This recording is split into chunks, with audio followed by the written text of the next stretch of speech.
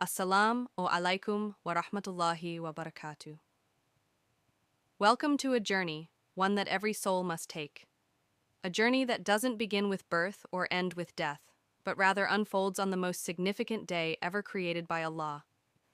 This video dives into the reality of Yawm al-Qiyamah, the day of judgment. From the Islamic perspective, based on the Qur'an, authentic Hadith, and the words of scholars. This is a topic meant not just to inform you, but to shake the soul awake and ignite a spark of reflection, repentance, and preparation. The Day of Judgment is not a myth. It's not a symbolic tale. It is the ultimate truth. It is the day when all of existence will be brought to its knees before the one who created it. Every human, every jinn, every soul, none will escape it. It is the day when justice will be perfected, when the veil of the unseen is lifted, and when the soul will be repaid in full measure for every deed, no matter how small. This video begins with the signs that precede this final day. Major and minor signs foretold by the Prophet Muhammad: wars, deception, the Dajjal, the return of Isa alayhi salam, the coming of Yajuj and Majuj.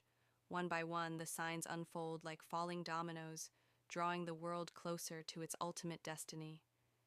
Then, there comes a moment, a sound like no other, the blowing of the trumpet by the Angel Israfil.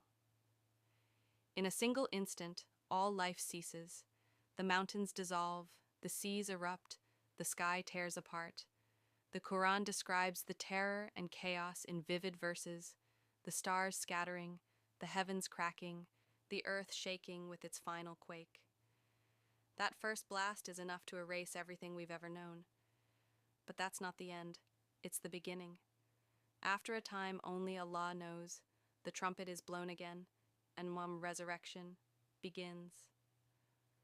From every corner of the earth, people rise from their graves, confused, barefoot, naked, uncircumcised, and in awe. The land is flat. The sun is near, the heat is unbearable, and yet that is only the start of the true reckoning. Humanity will be gathered at the place of standing, al-Mahshar. There they will wait in fear and silence, drowning in their sweat based on their deeds. A mother will flee her child, a brother from his sibling, a friend from his companion. On that day, the only concern is oneself.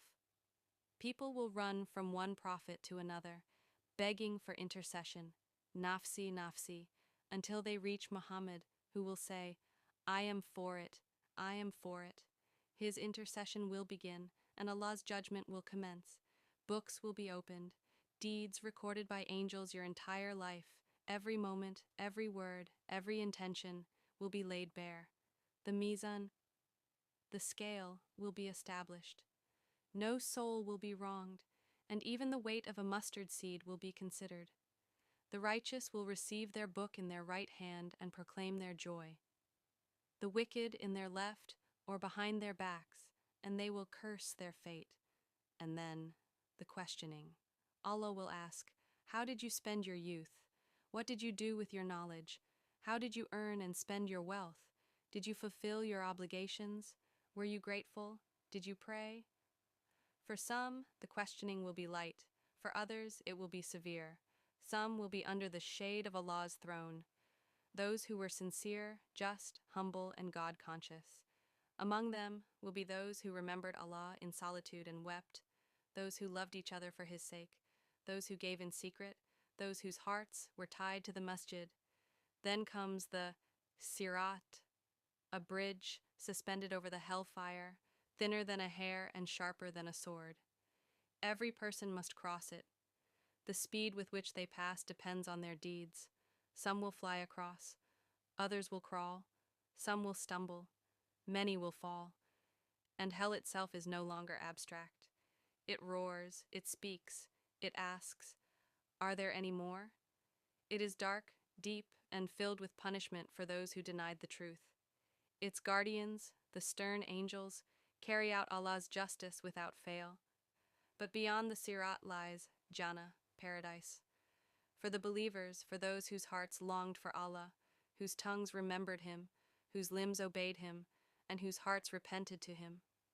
They will be greeted at the gates by angels saying, "Peace be upon you for what you patiently endured, and excellent is the final home." Jannah is beyond imagination.